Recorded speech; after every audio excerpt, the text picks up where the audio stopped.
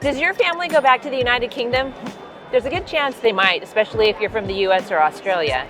And if you want to find out more about your family, you really need to know what record groups you can only find at FindMyPast. And I'm so thankful to have Mary McKee here, who is the United Kingdom Archives Records. Oh, help me here. What is it? UK Archives Manager. Thank you so much. And so she knows exactly what they have that you can't find anywhere else. So hang on, because we're going to talk about those things that may help you have a breakthrough in your family research. Actually, before I even get to that, I want to tell you this great story. So I did a video with Connie Knox of Genealogy TV and talked about my brick wall, George Cecil Stevenson, and how we've not been able to figure out. He says he's born in Australia, he says he's born in New York. Well, some viewer from the United Kingdom heard my story, and he said, you know, Aimee, I ran a quick search on FindMyPast, and I found his marriage in the newspaper, and I had not been able to see that on FindMyPast, and my membership didn't include that access to those newspapers. And I said, tell me what it says. And it named his father, which was on the marriage record, but I've seen variations of that before, and I kind of honestly doubted it. But it said he was the second son. Well, that's a whole lot more specific. And so he helped me do a little bit of research on FindMyPast, and that's one of the reasons I really wanted to sit down with you guys, because I got some more stuff to do over there. So I want to talk to you more about those things besides the newspaper collections, which are amazing. Some of those and some of the other records that you're not going to get on Ancestry or MyHeritage or FamilySearch even. So tell us more about what you guys have. Wonderful. Well, let's start with the newspapers, okay, and that'll help kind of lead into record sets. So we do have the largest collection of British and Irish newspapers online available to anybody. And you may have heard of the British Newspaper Archive before. I have, yes. That's us. Oh. So when you have a FindMyPast subscription, a premium subscription, you have full access to the entirety of the BNA, of the British Newspaper Archive. Wow. They are a mirror image of each other. Okay. We have two separate platforms because a lot of people want to search just newspapers alone, and that's what the British Newspaper Archive services. Okay. But if you're into family history and you're connecting records and newspapers, you're going to want that premium subscription in order to get the entirety of the British Newspaper Archive. So if I have a tree on your site, are you going to give me hints to those newspapers as well? Like if my people are in that tree, is that going to assist me finding those newspapers? From this year, yes. Yay! So what we've been doing over the last year is we've been looking at this rich collection of newspapers we have and going through all of the British newspapers and pulling out those family notices, the birth, the marriage, and the death. Oh, wonderful. But not just looking at, oh, let me pull out a list of names. We're pulling out all the names. So when we pull out a marriage record, we know exactly who the bride and the groom is, but also the father, the mother as well. We're connecting those relationships for you too. So if you give me information, say about, you know exactly when your ancestor was born and their parents' names, I'm going to use those data points essentially and look at our newspapers, give you a transcript of what that is, show you the relationships, and then lead you on to go look at that newspaper.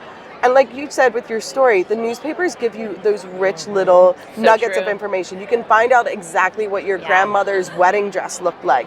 Or the best I've ever seen is a whole long list of all the presents that the bride and groom received. How awesome. I feel like that would put a lot of pressure on you for bringing a wedding gift if you knew it was going to be posted in the newspaper. So true. Yeah. So it's those additional pieces of information that we love linking newspapers back to record sets. So another example is we have an extensive collection of criminal records as well as prisoner of war records that we have done with the National Archives. And of that collection, some of those you can exclusively find on FindMyPast. You won't be able to get them in other places. Great. So when you find that criminal record, you have an ancestor from 1750 or 1800 who's listed on just the criminal register. You want to know more, you go back to the newspaper, and that's where you're going to find all the trial details and keep matching the two of them together. With our POW, our prisoner of war collections, those go back to the 1700s. Yeah. And you know what's really interesting for Americans in particular? Those include the records of what is called in Britain the Napoleonic Wars. You know, in Britain and Europe, it was the Napoleonic Wars. But here, it's the War of 1812. Right. You have American ships that are being seconded by the British. and you have lists of American prisoners in these British records that you can only find on the UK side. So it's always looking at that UK perspective Yes. of American events. Yeah, and that's such a great illustration of how sometimes we get myopic, right? And we look in maybe one place or one or two places, and we don't think about all of the wealth of information that you might find in other places. Yes. So thank you so much.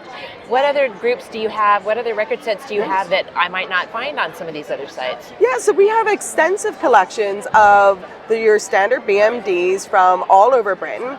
We have exclusive partnerships with Family History Federation, who have over 150 societies. Oh, wow. And those society members are constantly going out and creating new indexes that we publish every single week. Every week? Every Wow, week. We are the great. only site that publishes brand new records and brand new newspapers every single week. So it is really difficult for me to go, what did we do this year? Well, there's 52 weeks in the year, and we generally publish about 4 sets each week. So there is a lot to get through. But alongside that, we have exclusive access to English Roman Catholic records. And just this week, we have launched our first Welsh Roman Catholic parish in Cardiff. Wow. So we will be the only place to find those type of records. We also have exclusive partnerships across England, for example, with Coventry Archive. We have the largest collection of Manchester records.